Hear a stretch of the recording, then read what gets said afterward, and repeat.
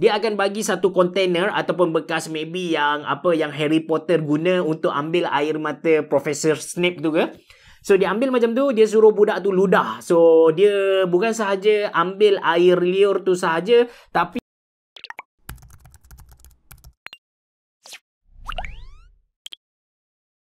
Assalamualaikum warahmatullahi wabarakatuh. Selamat datang ke channel Ashraf Jeffrey, yang mana dekat channel ni saya nak kongsikan pengalaman dan juga pendapat peribadi kita. Topik kali ni agak seksi sebab kita nak bercerita tentang fetish. Saya tak tahu dalam bahasa Melayu dia apa, cuma kenapa saya pilih untuk ulas topik ni. Baru-baru ni isteri saya ada kongsikan satu link, satu confession dekat IIUM berkenaan dengan satu pasang suami isteri yang mana mereka dah pun berpisah, cuma isteri luahkan rasa kekecewaan dan juga pengalaman dia dekat sana. Dikatakan suami dia ni ada ABDL, Adult Baby Diapers. Senang cerita, suami dia ni gila pakai Pampers. Ini antara kisah yang first time saya dengar sepanjang hidup saya. Tak pernah lagi jumpa kisah yang macam ni. Saya akan letak link penuh dalam ruangan description box below. Maybe kalau anda nak baca, dia ada 3 parts. Saya hanya baca part yang kedua sahaja.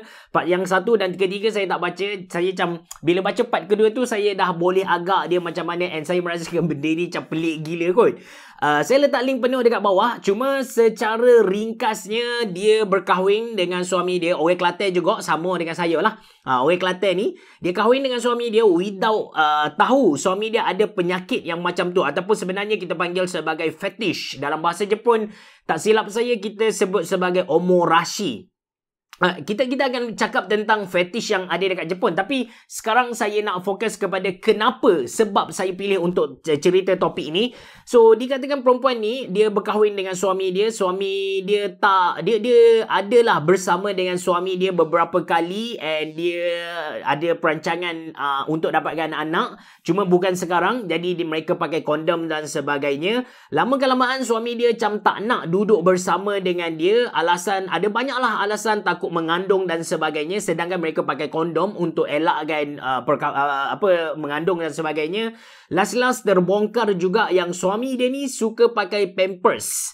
Saya selama ni ingatkan yang pakai Pampers ni ialah kanak-kanak tu satu, tapi bedridden punya orang-orang yang lumpuh duduk atas katil, ataupun orang yang dah kena stroke. Tapi tak tahu pula, rupanya ada juga manusia yang berminat untuk pakai Pampers walaupun dia dah besar. Dia macam satu kegilaan untuk mereka. Isteri dia ni cubalah usaha untuk atasi masalah ni. Maybe suami dia tu jenis kencing malam, that's why dia pakai Pampers. So dia pun elakkan suami dia dari minum kopi, suruh pergi kencing awal sebelum tidur dan sebagainya. Tapi benda tu tak selesai. Makin hari makin parah. Bila dia dah kahwin selama 4 tahun, dia dah tak tahan dengan benda ni. Yelah sebab tak dapat nafkah batin. Even dalam cerita dia, nafkah zahir pun tak dapat disebabkan suami dia tak kerja. Suami dia datang dari satu family yang kaya dekat Kota Baru ni. So duit dapat dari dia punya parent lah. Even mereka pun duduk dengan parent suami. Dia tak dapat nafkah zahir dan juga batin dari suami dia. Masuk ke tahun ke-4 macam tu, dia pun bercerai. Dia bercerai, dan mungkinlah penceraian tu adalah satu solution yang bagus untuk dia. Dekat Malaysia ni kita ada satu macam anggapan yang penceraian adalah satu benda yang sangat-sangat negatif. Kita tak boleh buat Sorry, selamat tak ada air. Kita tak boleh buat penceraian. Dia adalah satu benda yang melambangkan ke satu benda yang keji, satu benda yang akan memburukkan kita. Sedangkan Islam tidak melarang pun penceraian, walaupun dalam Islam itu adalah solution yang terakhir. Tapi kalau dia menyebabkan penyiksaan terhadap salah seorang, maka penceraian adalah satu pilihan yang terbaik lah.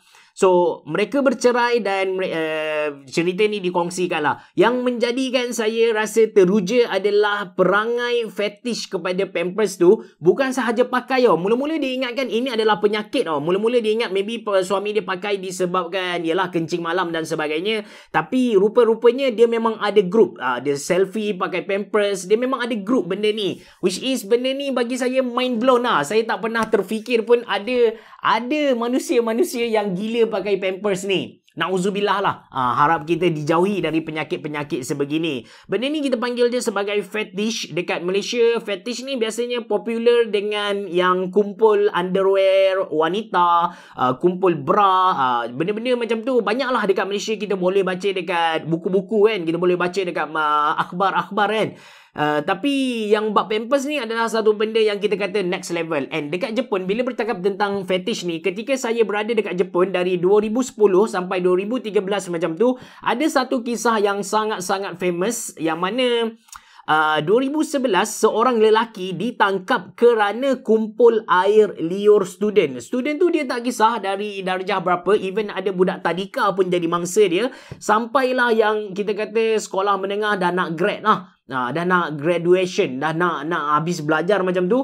Apa yang dia buat, dia pergi dekat budak tersebut, mangsa-mangsa dia akan bagi satu container ataupun bekas maybe yang Harry Potter guna untuk ambil air mata Profesor Snape tu ke.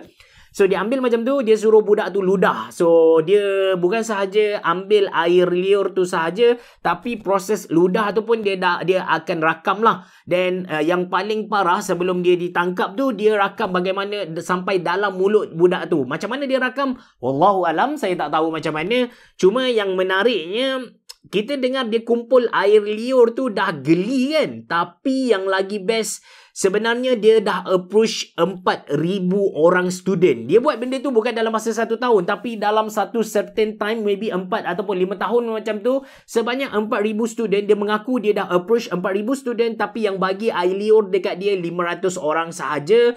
Dan air liur tu disimpan di dalam satu sudut rumah dia.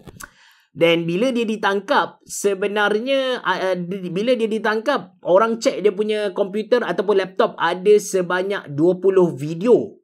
20 video yang dia rakam. So, tujuan dia record benda tu adakah untuk jual? Saya pun tak pasti. Tapi kalau jual pun mungkin ada dekat dark web. So dekat sana mungkin boleh dijual lah benda-benda macam ni kan. Kalau tak, mungkin juga dia jual dalam komuniti dia ataupun dia sekadar collection. Bila bercakap tentang collection ni, kita tak boleh nak guna akal yang waras. Seriously, kita tak boleh nak guna akal yang waras. Setiap orang dia ada dia punya minat sendiri. Macam contohlah, sampai sekarang saya tak boleh nak brain kenapa orang beli barang-barang bundle yang harga dia sampai RM20,000, RM30,000 Malaysia. Even baru-baru ni ada viral satu toke bundle ni, toke bundle ni, dia jual satu topi yang harga lebih Jakarta, RM800,000 Malaysia. Topi yang ada tulis Pepsi Cola, saya cek dia punya tahun tu mungkin pada 1872 macam tu lah topi tu dia hasilkan. Harga dia RM800,000 Malaysia, dia jual. Saya tak pasti ada pembeli ataupun tidak, but yang penting harga, apa yang saya nak sampaikan kepada anda, harga untuk barang-barang collectible ni sangat-sangat mahal. Kalau macam bag kan, bag macam LV, lepas tu apa lagi, bag macam yang mahal-mahal LV, lepas tu Coach dia tak mahal sangat lah.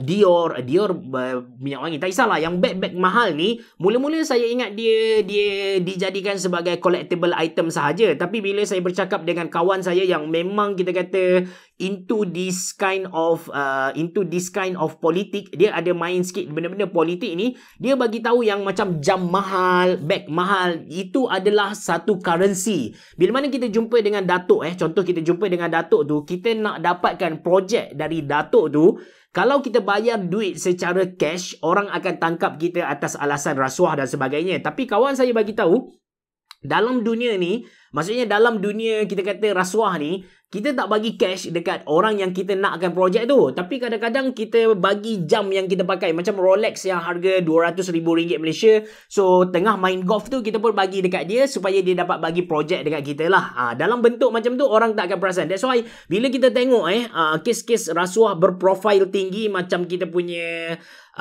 anda pun tahu siapa yang hijau, anda tahu siapa. Bila digeledah dia punya harta-harta tu, ada beg yang bernilai 1 juta Malaysia. Mungkin dia beli, but possibility dia dapat tu pun tinggi juga. So itu dia punya game lah. Bila saya dengar macam ni, saya pun patutlah orang suka beli jam-jam mahal, beg-beg mahal kan. Ada tujuan dia. Yang ni kita boleh terima lah. Tapi yang bundle tadi, seriously saya tak boleh fikir. That's why saya bagi tahu kepada anda, kalau bab collectible item ataupun collection ni, macam collect Ailio ni, kita tak boleh nak guna akal yang waras. Dia memang dah luar di kewarasan akal kita lah. Okay. So, dekat Jepun dia memang ada, kita kata fetish yang pelik-pelik macam ni, dan akhirnya dia ditangkap lah. Lagi fetish yang kita kata rare dekat Jepun, ataupun rare yang saya jarang dengar, bukan jarang dengar lah. Bila ke Jepun baru dengar benda ni, kumpul tempat duduk basikal perempuan. Yang ni pun ada juga. Dia macam perempuan yang dia rasa macam, tak tahulah, dia tengok kepada punggung ke apa ke, saya tak pasti. Mungkin dia tengok perempuan tu lawa, dia follow perempuan tu. Bila perempuan tu parking basikal pergi tempat kerja sebagai contoh, dia akan cabut tempat tu, tempat duduk basikal tu. Itu pun ada. Yang standard kita dengar fetish kepada stalking wanita, yang tu bagi saya standard lah. Tapi yang pelik dua ni lah. Ailio ni kita kata memang level tertinggi buat masa sekarang. Lepas tu yang kumpul tempat duduk wanita, yang tu pun bagi saya satu benda yang mind blown lah. Okay, bila kita bercakap tentang fetish ni, kenapa dekat Jepun ada banyak kita kata orang-orang yang fetish ni? Pendapat saya secara peribadi, mungkin anda akan tuduh saya palatau dan sebagainya, tak kisah benda tu, tapi ni adalah personal opinion saya, lantak saya nak bagi tahu apa. Saya merasakan komuniti dekat Jepun tu sendiri support benda-benda macam ni. Kita boleh tengok Jepun antara negara yang kita boleh dapatkan buku 18XX dalam 7-Eleven 7-Eleven, Family Mart. Kita boleh pergi dekat sana, dia check umur kita berapa dan kita boleh beli, kita boleh baca secara terbuka. Saya tak pasti ada akta yang melarang benda ni ataupun tidak, tapi memang kita akan nampak. Kalau kita pergi dekat Jepun, kita boleh nampak orang layan blue atas train macam biasa saja, macam tak ada rasa malu, tak ada rasa bersalah langsung. Lepas tu kita boleh tengok juga dekat Jepun, antara negara yang mempunyai klub. Kalau biasa kita dengar klub malam, dia adalah tempat untuk kita berjoget-joget. Lepas tu kalau VVIP tu mungkin ada bilik yang lepas tu perempuan datang serve kan. Itu adalah klub malam Tapi dekat Jepun dia ada banyak pula sub klub malam tu. Dia ada banyak jenis klub malam. Satu klub yang melompat-lompat tu pun ada juga. Lepas tu dia ada Kiabakura. Kiabakura ni basically orang-orang akan pergi dekat sana. Perempuan ada duduk dekat tepi, borak-borak dengan perempuan, belanja arak dekat sana. Lepas tu pegang-pegang peha. Tapi tak boleh buat lebih dari itulah, melainkan dia setuju dengan anda untuk settlekan lepas kerja nanti. Lepas tu kalau level Kiabakura tu mahal gila. Biasanya tempat-tempat orang yang ada duit lah. Lepas tu kalau anda tak ada duit, anda boleh pergi satu tempat yang bermula kalau Kiabakura tu kebanyakan orang tahu benda ni, so saya sebut lah. Tapi kalau anda tak ada duit, anda boleh pergi satu tempat lagi yang general dia kita panggil sebagai S. Saya tak nak sebut secara penuh, saya takut anda pergi dekat Jepun, anda pergi dekat sana, dekat tempat saya sebut ni, dia bermula dengan huruf S. Dia boleh dimasuki oleh orang biasa, harga murah. Kalau kita dekat Malaysia, kita panggil dia sebagai kedai pelayan lah. Basically kedai biasa, tapi ada perempuan cantik ataupun maybe janda yang pakai seksi-seksi untuk datang borak dengan kita sambil makan, sambil semakanan. Yang tu ada juga dekat Jepun. Biasanya orang-orang yang kita kata student-student university ada banyak dekat sini. Lepas tu dia ada juga macam kisah tank kedai kopi yang buat benda-benda yang berkait dengan fetish tadi. Sebagai contoh, ada tempat dekat Akihabara kita boleh tidur atas peha perempuan dengan bayaran tertentu pada satu masa. Of course tak boleh buat benda lain lah, tapi kita boleh tidur atas peha dia. Lepas tu ada juga tempat yang kita boleh sewa girlfriend.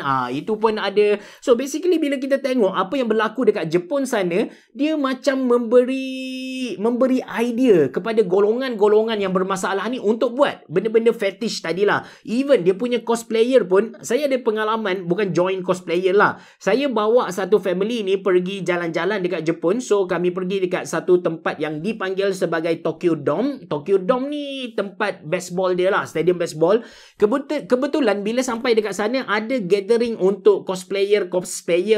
So dekat cosplayer tu, dekat sana saya intai lah cosplayer yang cantik-cantik ke kalau ada kan. Then kita jumpa juga macam pakcik-pakcik yang besar, yang tua, berkumis macam tu. Dia pakai baju Sailor Moon, dia pakai benda-benda yang kita rasa macam tak patutlah pakai macam ni kan.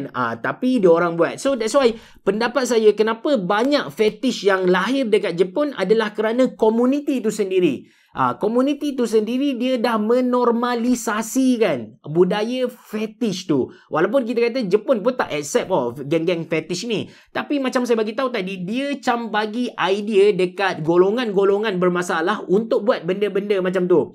Bab stalker tak payah cerita lah. Jepun boleh dikatakan antara negara yang sangat-sangat kuat isu stalker ni. Kalau kat Malaysia maybe kurang disebabkan kita pakai kereta kan, bergerak dekat mana-mana. Kita dipanggil sebagai kuruma, kereta Shakai, komuniti kereta. Tapi dekat Jepun ni diorang banyak pakai banyak pakai public transport, banyak berjalan kaki, banyak gatih basikal. Atas dasar tu mereka punya stalker tu banyak lah. Dan stalker mereka ni kita kata ada yang biasa-biasa, ada yang advance, and dia tak terhad kepada lelaki wanita, wanita lelaki, tapi dia ada juga wanita-wanita, lelaki-lelaki. Standard lah, benda ni normal untuk mereka dekat sana. So balik pada topik kita, Jepun macam menormalisasikan budaya-budaya macam ni dekat dia punya Bangomi, dia punya program TV. Kita nak cari yang lucah buat, kita kata apa yang dekat TV tu, kita kena subscribe lah benda tu. Tapi kalau kita tengok dia punya rancangan TV biasa macam live show macam tu, kadang-kadang ada yang macam tak pakai seluar dalam pun ada, dia tutup lah bahagian hadapan. Tapi lelaki yang nampak bontot-bontot tu pun memang boleh ditengok secara meluas. Walaupun budak kecil pun mereka boleh tengok benda ni and mereka terima secara terbuka. Sama juga dengan onsen yang saya cerita sebelum ni, budaya dedah macam tu pun tak ada masalah langsung. And bila dia macam tu lah dalam kehidupan kita ni, bila kita selalu buat benda tu, dia akan jadi normal. Macam contoh lah, kalau dekat Malaysia ni, saya ada banyak kawan-kawan yang tak kisah makan pagi. Tapi bila mereka berkawan dengan saya, disebabkan saya memang makan pagi dengan nasi. Orang Kelantan standard makan pagi dengan benda-benda berat. Nasi itu adalah perkara yang normal dekat Kelantan ni. Bila kawan-kawan luar saya, dia datang dekat Kelantan, dia duduk dengan saya, dia belajar, dia apa kita kata, kita duduk serumah, mereka akan mula makan benda-benda berat pada waktu pagi. Dia terpengaruh dengan kita. That's why kita kena cuba bina bi'ah ataupun budaya yang mampu bagi kesan positif. Mungkin tindakan kita nampak macam kecil saja. Contoh, kalau dekat Facebook tu kita share isu-isu yang negatif dengan expectation ala kecil je benda ni. Tapi bayangkan kalau semua orang share benda sama, automatically budak yang baru lahir, dia tengok semua orang share benda ni macam normal je, so dia akan jadi normal. Kita boleh tengok benda ni, kalau dulu kita nak tengok mak-mak, pakcik-pakcik, orang tua-tua joget-joget depan kamera, susah. Ataupun buat benda-benda bodoh, pergi 7-Eleven maki-maki buat live, benda tu adalah satu benda yang kita rasa memang tak boleh difikirkan. Tapi disebabkan beberapa orang founder yang cuba cari populariti in term of negative marketing, sebelum ni kita boleh tengok dekat Gegar Wagaza dan apa-apa sebagai contoh, dia benda tu secara tidak langsung memberi idea kepada orang-orang yang baru nak naik ni supaya guna negative marketing, and kita orang biasa macam boleh accept benda tu. Saya tak boleh terima bila mana ada golongan yang boleh terima sajat seadanya. Sedangkan kita tahu jadi perempuan untuk seorang lelaki adalah benda tu haram. Kita kena tegur dia. Kita tak boleh ambil pendekatan yang dah lembut dengan dia. Kita pun tahu dia punya perangai macam mana. Kita kena bertegas dengan dia. Tapi masih ada lagi golongan yang kata bagi peluang dekat dia. Setiap manusia mempunyai pintu taubat. Benda tu memang tak dinafikan betul. Tapi kita kena bagi ketegasan dekat dia. Kita kena kata yang mana boleh, yang mana tak boleh. That's why kalau kita boleh tengok hasil dari kita yang berlembut satu ketika dahulu, dan dia jadi macam mana sekarang. So, itu sahaja cerita tentang fetish. Mungkin ada lagi beberapa perkara yang saya akan kongsikan pada masa akan datang. That's why anda kena like video ni dan anda kena tekan butang subscribe dan juga button loceng yang ada dekat tepi dia supaya anda tak miss dengan video-video saya. Untuk masa sekarang, saya akan publish satu video dalam masa 2 hari. Saya akan letak timeline macam tu lah. Terima kasih kerana menonton. Assalamualaikum warahmatullahi wabarakatuh. Bereboh. Jumpa lagi.